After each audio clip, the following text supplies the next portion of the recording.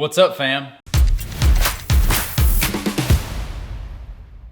It's time for another Goswick Lane video, and I'm glad that you're here and thankful that you joined us. Do you want to know the top 4.5 mistakes that I've made in real estate? I think you do, because it's gonna save you a lot of money, and this cost me a lot of money to figure these things out. I wish somebody would have told me the mistakes that I made and told me how to avoid the pitfalls. So we're just gonna jump right in. Here we go. Number one, know your numbers, know your budget, and stick to it. Let's transfer to a drywall here and run some numbers. All right, let's run some numbers on a long-term rental. Let's say you're looking at a $100,000 house. Your note on that, 100K, 20 years, at 7.5% equals, let's say your note's actually gonna be 80 because you're putting 20 down. All right, so your note on that is 645.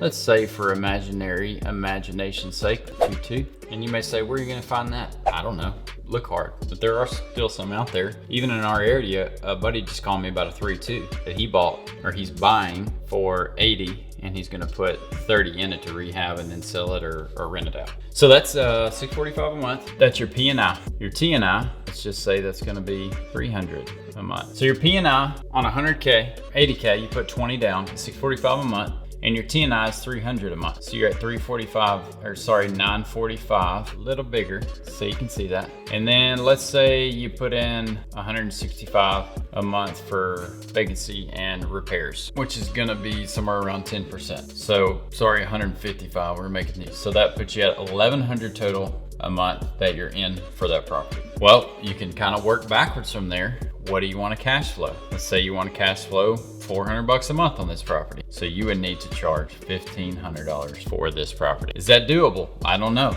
That's why you run your numbers up front. That was the numbers on a purchase and investment, a buy and hold for a long term. But if you're looking at a rehab, if you don't know much about running your rehab numbers, hire an expert, hire a construction person to do that and know your numbers. And when you set those numbers and you go back to the investment numbers of this is what we have, you're working backwards, the numbers don't lie. This is what we have. I'm pointing over here because this is where I ran my numbers at. This is the amount we have. We only have $40,000 for the rehab to make the cash flow numbers based on the market rates in our area for rent. Don't run your numbers on a midterm or a short term because they're gonna be skewed. If you have to go back to long term, you won't have any cash flow. There's certain instances when you're getting such a good deal on something and maybe you're getting a bunch of equity, you have to run it on a short term to hold it for a little while, and then you're gonna sell it or something, that'd be okay. There's always exception to the rules, but you need to know really knowing your number. Don't try to make exceptions. Call it a hard and fast rule.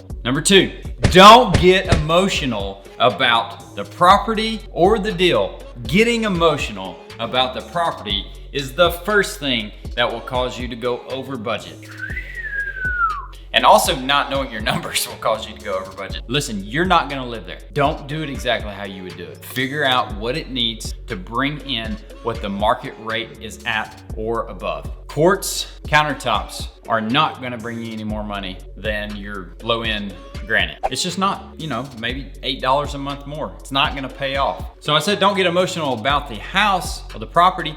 Don't get emotional about the deal. I tend to get more emotional about the deal than the property. Yeah, I like seeing these things rehabbed and I enjoy the process and all those things. Deal finding, man, that's where it's at for me. Well, know your numbers. Don't be emotional about them. The numbers don't lie, they don't. Number three, one of the biggest mistakes that I've ever made is not letting the experts do their job. Me trying to think that I can do something and save some money. It never works. Since I've learned this lesson, we've lost some money on this. I've lost some money on this trying to do things. So don't think that you can do something that you have no experience in and save money. And that leads into number four, is not truly understanding the time value of money. The time value of money says we're still paying a note on that property.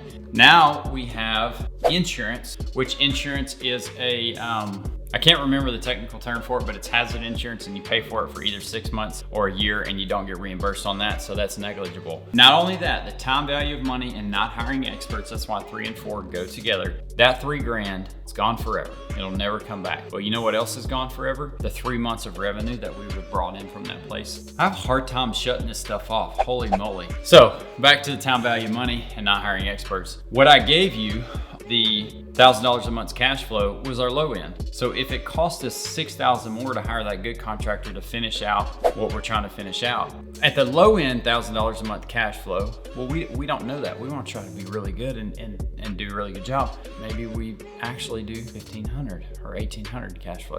We'll never know until we actually get the thing done and get to where it's listed. Oh, I said there was 4.5 mistakes we've made. My brother and I have done a lot of this together. My wife and I, we all make mistakes together and we learn from them.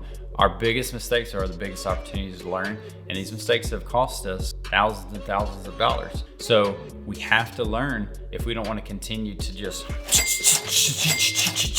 we gotta learn if we don't want to keep doing that. The 4.5, it's a half because you don't know what you don't know, right? You don't know what you don't know. The half mistake, I feel like, is not getting into real estate sooner. I'm classifying that as a half mistake, again, because you don't know what you don't know. I wish I could go back in time in a little magic time hop and get into this 10, 15 years ago when I'm getting out of college. But I mean, you don't know, like you cannot wish away the lessons that you've learned in life just because you think you wanted to learn something sooner. We really can't remember where we were at as a person in our journey. Yes, you can think back and it's all nostalgic now. Back then, it wasn't. You were living life in that moment, at that moment. So the best time to get in is now. If you find yourself making excuses, well, the interest rates are high, there's not any good deals out there, blah, blah, blah, blah, blah, blah, blah, then you're not ready. This is not for everybody.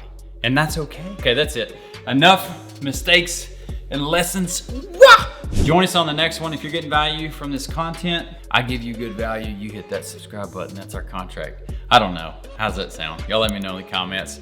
Hope you guys have a blessed day. I've enjoyed you being here. Kind of like this imaginary audience that you pretend you're talking to. It's cool. This stuff's cool. Hit the buttons at the bottom. Help us reach more people.